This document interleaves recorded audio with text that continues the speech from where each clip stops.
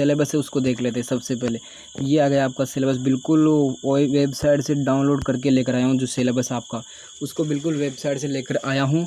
आपके कमेंट आ रहे थे, आप कह रहे थे कि हमको सबसे पहले सिलेबस समझाइएगा, ठीक है। सिलेबस समझाइएगा और आपकी बात भी बहुत अच्छी है कि कोई सा भी एग्ज़ाम हो उसको प्रिपरेशन करने से पहले उसका हमको क्या सिलेबस देखना बहुत ज़रूरी होता है, ठीक है। सिलेबस बहुत देखना बहुत ज़रूरी होता है। तो ये हमारी राजस्थान, मतलब देखिए अब राजस्थान अध्यापक पात्रता परीक्षा 2022 का सिलेबस है और लगभग जहाँ तक मेरे को लगता है कि सिलेबस यही आ रहा है। मतलब पिछले एग्जाम हुए उनमें भी सिर्फ 1-2 टॉपिक ऐड होते हैं, 1-2 कट जाते हैं, ठीक है। इसके बाद में और कुछ नहीं होता, ठीक है। 2022 का सिलेबस है वो बता रहा हूँ। माध्यमिक शिक्षा बोर्ड राजस्थान अजमेर के द्वारा पाठ्यक्रम है लेवल प्रथम स्तर, प्रथम देख रहे हो आप, कक्षा 1 से 5 वालों के लिए है, ठीक है। प्रश्न पत्र 1 है ये आपका, वो खंड है 2, खंड का शीर्षक है हिंदी यानी भाषा प्रथम। आप जो भाषा प्रथम लोगे इसके अंदर आपको क्या इधर बता दो साइड में थोड़ा सा कि भाषा कौन कौन सी लेनी होती है आपके अंदर। इसके अंदर लैंग्वेज होती है, लैंग्वेज 2 लेनी होती है। प्रथम भाषा होती है या तो आप हिंदी लो या फिर संस्कृत लो या फिर इंग्लिश लो, ज़्यादातर यही लेते हैं, या तो हिंदी लेते हैं या फिर संस्कृत लेते हैं या फिर इंग्लिश लेते हैं, ठीक है। तो प्रथम लैंग्वेज हमारी हिंदी की तैयारी करूँगा यहाँ पर, हिंदी की तैयारी होगी प्रथम लैंग्वेज। और सेकंड लैंग्वेज होगी वो होगी आपकी यहाँ पर संस्कृत की होगी। किसकी होगी? संस्कृत की होगी, या फिर आप उसके अंदर इंग्लिश ले सकते हो, वापस हिंदी नहीं ले सकते, ठीक है। तो ये था आपका लैंग्वेज का हो गया। अब इसके बाद में आगे देख लेते हैं इधर क्या है। राजस्थान अध्यापक पात्रता परीक्षा, ये देख सकते हो आप, रीड 2022 का है सिलेबस है, बिल्कुल जो नया सिलेबस जारी हुआ था वही सिलेबस है, ठीक है।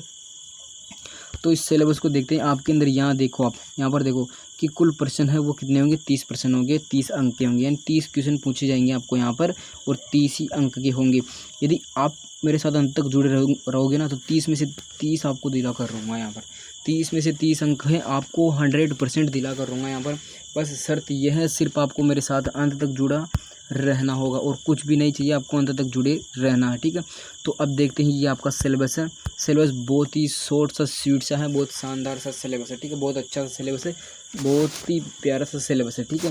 तो देखते हैं, पहली यूनिट है, जो पहली यूनिट है आपकी, उसके अंदर ये क्या क्या दे रखा है। देखिए यहाँ पर अपठित गद्यांश देगा आपको, क्या देगा, एक तो सबसे पहले गद्यांश देगा, जो हम मतलब 10th 12th के अंदर करते थे ना, 10th 12th में जो गद्यांश करते थे उसके अंदर से छांट कर प्रश्न लिखते थे ना, उसके आधार पर आपको यहाँ पर क्या अपठित गद्यांश पूछा जाएगा, ठीक है। वैसे ही आपको अपठित गद्यांश देगा, उसके अंदर से आपको पूछेगा यहाँ पर क्या क्या पूछेगा, आप उसके अंदर से पूछेगा आपको यहाँ पर। ये देखिए, एक तो पर्यायवाची, विलोम शब्द, सब कुछ बता रखा है यहाँ पर, ठीक है।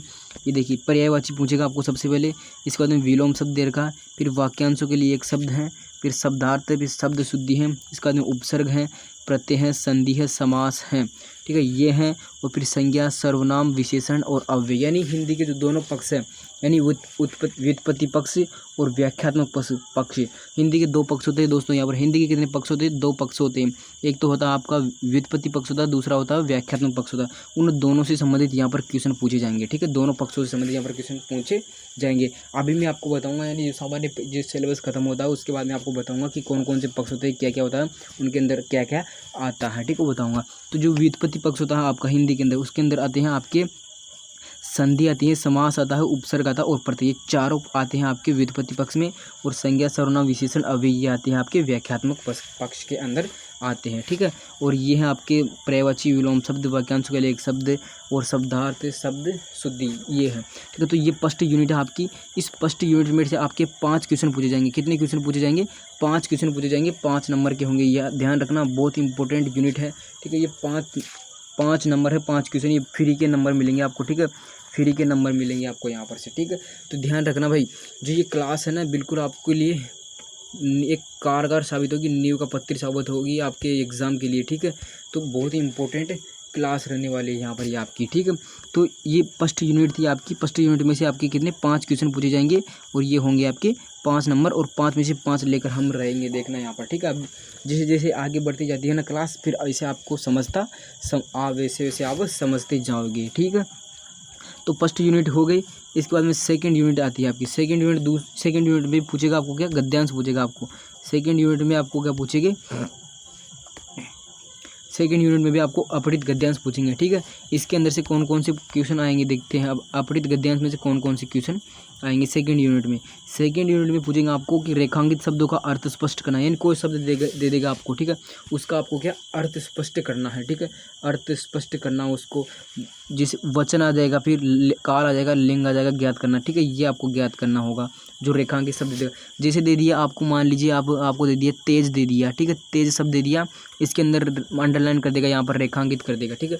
अब इसमें से पूछेगा आपको कि तेज क्या है, तेज क्या है, लिंग है, वचन है, कारक है, काल है, क्या है तेज, ऐसे आपसे पूछेगा, ठीक है।